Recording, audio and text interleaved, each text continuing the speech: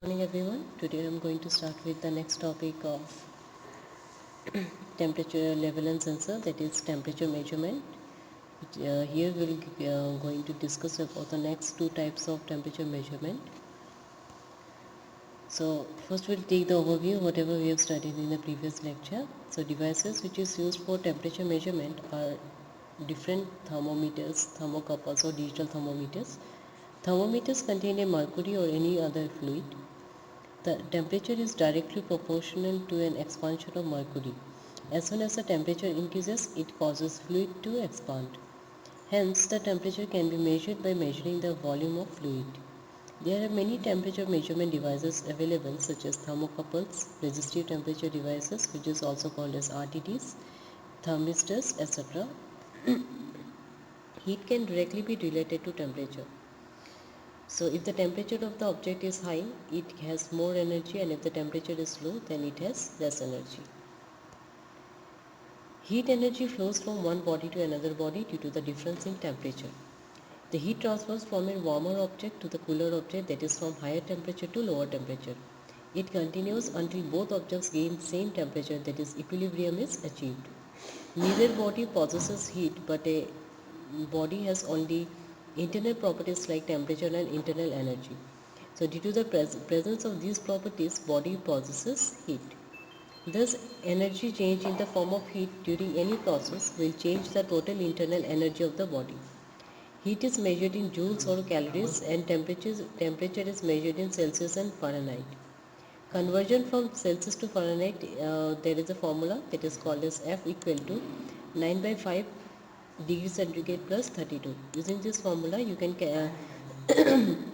convert Celsius to Fahrenheit. Now we'll talk about the next type of temperature measurement device, that is called thermocouple. So a thermocouple is a sensor that measures temperature. It consists of two different types of metals joined together at one end. When the junction of the two metals is heated or cooled, a voltage is created that can be correlated back to the temperature. A thermocouple is a simple, robust and cost-effective temperature sensor used in a wide range of temperature measurement process. Thermocouples are widely used across every industry, from factory automation and process control to automotive, aerospace, military energy production, metal manufacturing, medical sciences and countless more. Thermocouples are known for their versatility as temperature sensors, therefore commonly used on a wide range of applications. When two wires composed of dissimilar metals are joined at both ends and one of the ends is heated, there is a continuous current which flows in the thermoelectric circuit.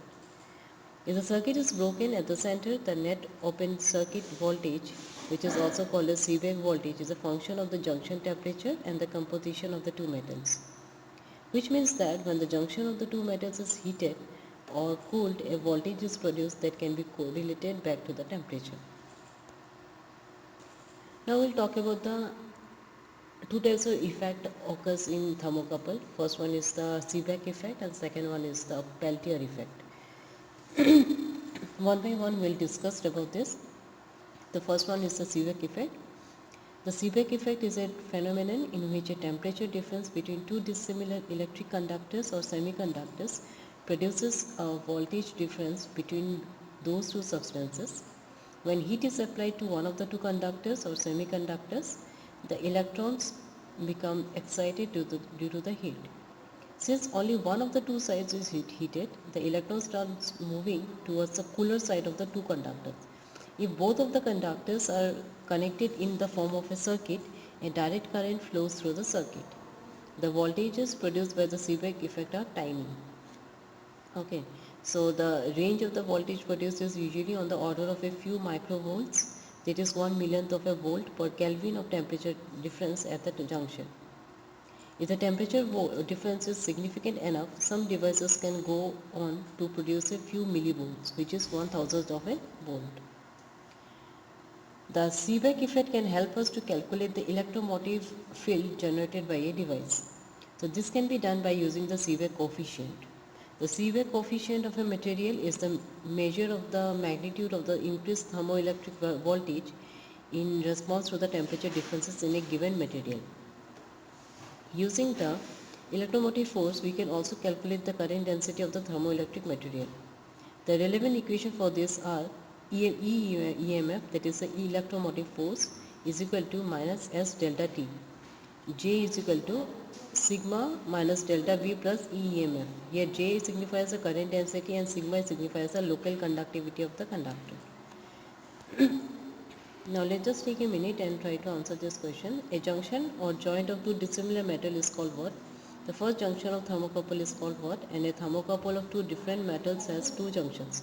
First junction is on low temperature and second junction is on high temperature. Whether it is true or false.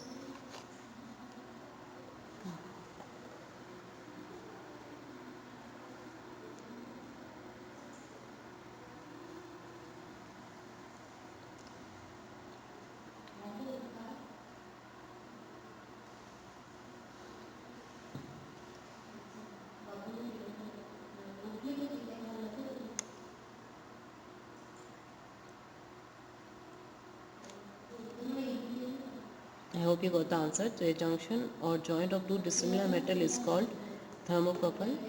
The first junction of thermocouple is called hot and sensing. A thermocouple of two different metals has two junctions. First junction is on low temperature and second junction is on high temperature. Whether it is true or false, it is true. Now we'll talk about the Peltier effect. So the Peltier effect is the presence of heating or cooling at an electrified junction of two different conductors. When a current is made to flow through a junction between two conductors, heat may be added or removed at the junction. Now, here the Peltier heat generated at the junction per unit time is given as Q equal to pi A minus pi B. Here pi A and pi B are the Peltier coefficients.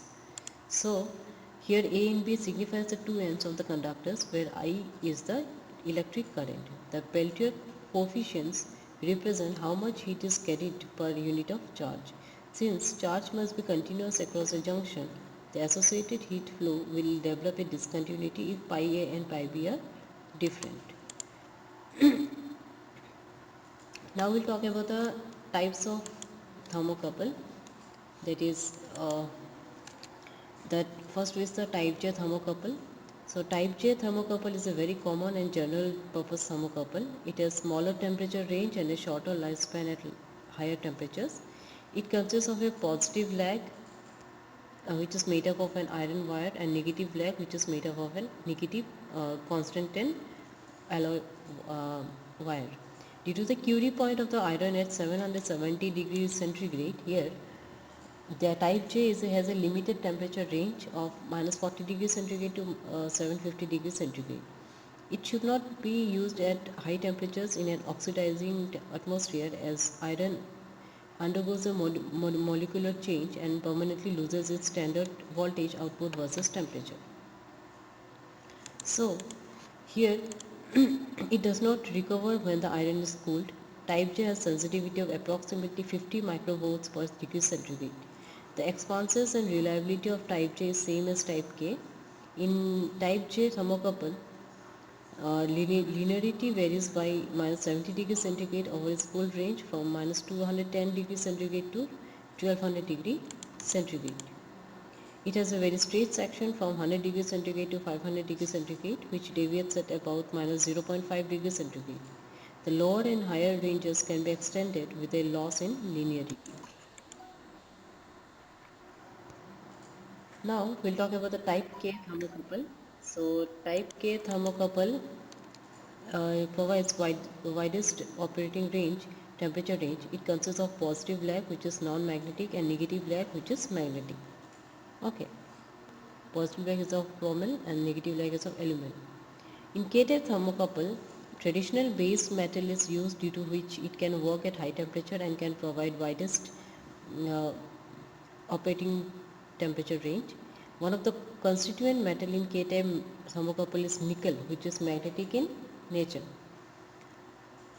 The characteristic shown by K-type thermocouple is that they undergo a deviation in output when magnetic materials reaches its Curie point at around 185 degrees centigrade.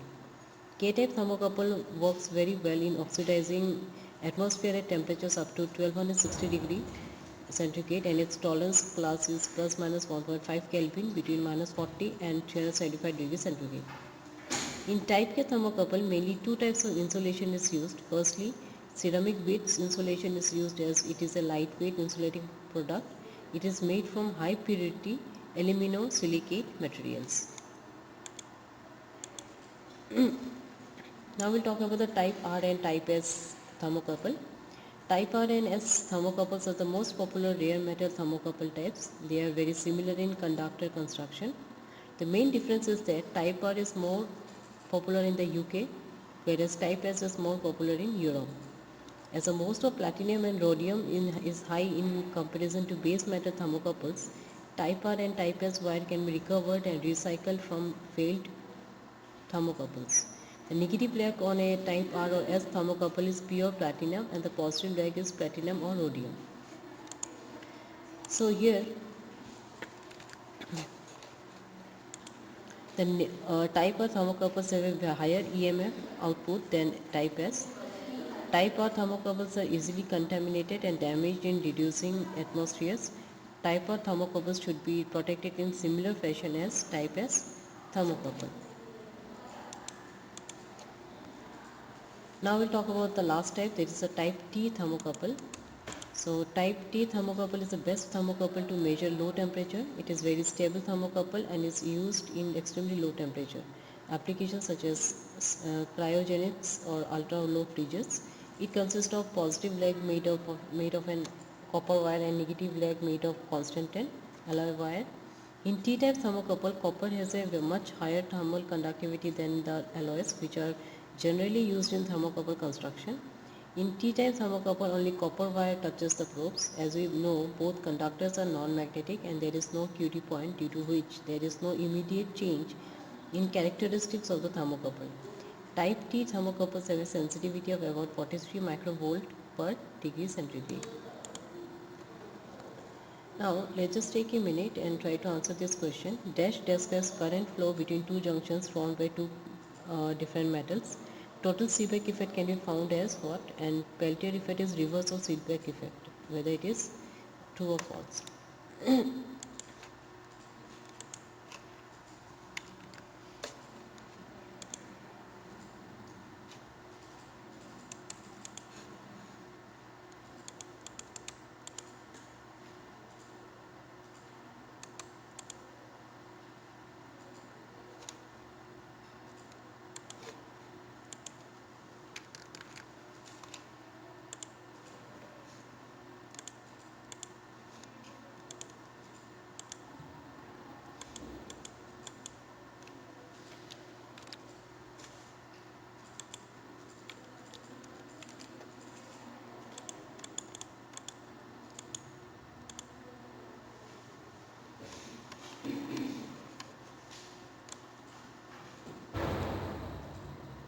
I hope you got the answers. So